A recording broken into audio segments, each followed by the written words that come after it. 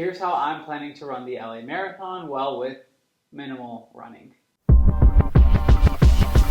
My name is Dr. Shan Spar. I'm a doctor of physical therapy, a board-certified orthopedic clinical specialist, and also I'm a stuntman, a Brazilian Jiu-Jitsu black belt, surfer, you name it. And I recently decided that I want to try to run the LA Marathon. My beautiful girlfriend decided to do it, and I had a couple clients that were encouraging me to do it, and I was on the fence for a while, but I decided what not. I was on the fence because I really love training Jiu-Jitsu, Judo, surfing, and resistance training. I've actually wanted to put on some muscle mass recently, so running a marathon kind of seemed counterintuitive. However, with my girlfriend and some close friends deciding to do it, I figured this is a once-in-a-lifetime opportunity, and if I'm ever going to do it, it's probably this year. With that being said, I am not trying to necessarily take too much time away from my other hobbies and career, which leaves me with very little time for running. Not only is my career divided in 3 jobs as a physical therapist, a graduate school professor, and a stuntman, but my list of weekly hobbies include 4 days a week of jiu-jitsu, 2 days a week of judo, at least 1 surf session, and 3 to 4 days of resistance training. And training on a marathon definitely adds a few extra hours a week that need to be carved out for that. So in this video, I want to go through how I'm going to train for it for those of you that may be looking to sign up for a marathon or are avid runners and want some tips and tricks on how you can progress your training while maybe not having to run so much. I'm going to use my physical therapy lens to talk about some really important prehab principles so that you can improve your running without necessarily having to run. So number 1, obviously, is a gradual buildup. If you're not an experienced runner necessarily like myself and you're going straight to doing 4 hours, you're probably increasing your risk of injury. Whether it's a stress fracture, a muscle strain, or tendonitis, jumping straight to an intense running load can definitely put a tax on your body. Now, everybody's body is different, and tons of online training protocols that you can do to build up to a marathon, but definitely slowly, gradually build up your running. Number 2 is strength training. Although building your strength and working on your cardio might seem 2 totally different things, in the case of running, our legs actually need to be quite strong to be able to absorb the shock so that we can run for a long period of time. To me, there's 6 really important muscles that you should work on proactively so that you can run and minimize your risk of injury. First are your calves. Your calves are going to take a lot of the force with running, so I like to make sure I can do 30 single leg calf raises to the tempo of 60 beats per minute, 1 beat up, 1 beat down, all the way up, all the way down, to make sure my calves are nice and strong to run. If you can't do that yet, I definitely recommend getting your calves stronger before you start running a lot. And if you can hit 30 or more, I still recommend doing this so that you can continue to work on your calf strength so that when you're running, there's less impact on your joints.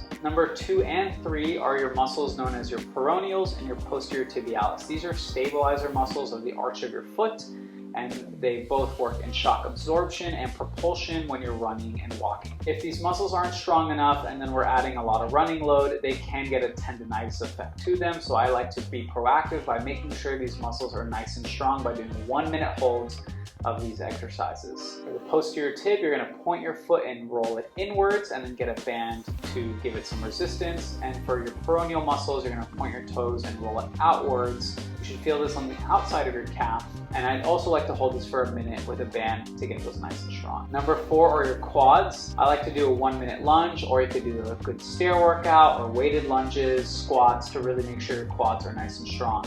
Now, typically with strength training, I always encourage full range of motion. However, for running, your quads are really doing the last bit of extension in the run, so you don't necessarily have to do all the way down squats, although I recommend it for other reasons. Number 5 are your hamstrings. Your hamstrings are going to be working a lot when you run, so things like single leg deadlifts, Nordic curls, or even just a hamstring activation with a ball is very good for building our hamstring endurance before we start adding lots of running on. And last but not least, and I think this might actually be the most important muscle, are your glutes. Specifically your glute med. Your glute med is a big shock absorber when you're standing on one leg, which you definitely are doing with running. And actually with running, it looks more like you're kind of jumping and landing on one leg. And if your glute is weak, there can be all kinds of compensations, whether it's your hip dropping, your knee buckling, your foot arch collapsing, and many more. These compensations over time can lead to injury and not let you complete the marathon. There is a series of 5 to 10 glute exercises that I like to do in order of strengthening. However, my top 2 are the clamshell to start, and then a standing clamshell. The clamshell, you're just going to lay on your side and open your knee like a book. You can add a resistance band, but make sure you're getting your glutes firing, because sometimes when people aren't used to this move, they'll feel their groin muscle, their quads, their hip flexor So you gotta reposition yourself until you get your glutes going. And then for the standing clamshell, you're gonna find a wall, get close to it, go ahead and flamingo the leg close to the wall, try and press it out against that wall, lean forward, and then you should feel your butt on the standing leg engage. And if you wanna make it a little bit harder, you can twist your shoulders side to side. I like to see if I can do both of those for a minute. Now those are some more specific muscle groups I like to target for running, but also besides that, I think general strength training, whether it's squats, deadlifts, stairs, are gonna be very helpful. Our muscles are gonna be our shock absorbers, so if they're not strong or they don't have the endurance to be active for a long time, the risk of injury magnifies. Getting these strong also should help you shave some seconds off your time. Another thing is running technique.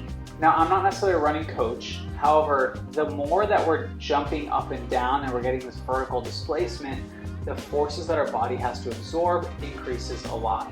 So one tip I have is I like to try and think about propelling myself forward as much as possible and not having my head bounce up and down, meaning I'm sort of jumping, landing, jumping, landing. Sometimes this is also a nice thing to think about instead of how tired you are when you're running. So try it out and see if it works. But that anecdotally has worked really well for me when I'm trying to run, is think about if I can keep my head leveled and go forward instead of bouncing up. Sometimes what happens when you're doing that though is you end up running faster, because instead of trying to jump up and slow yourself down, you're constantly propelling yourself forward. So do be ready, your lungs might take a little bit of a challenge. And honestly, the last thing I'm gonna recommend, and this is pretty general, is invest in your recovery. Obviously, if you don't have the time to run lots of hours, you might not also have the time to go get a massage, book a physical therapy session, but whether it's just getting good sleep and putting your phone away before bed, making sure you're eating the right foods, trying not to get so stressed, those things are all gonna add up, because when you're doing the task of running a marathon and specifically training for it, you will be taxing your body and it needs to recover before your next run. You guys, I hope you enjoyed that video. I hope I see some of you at the LA Marathon, and if not, I wish you all the best of luck on all your health and wellness goals, and hopefully this encourages some of you to go out there and go for a run if your body's up for it, and I'm really looking forward to seeing you on the next video.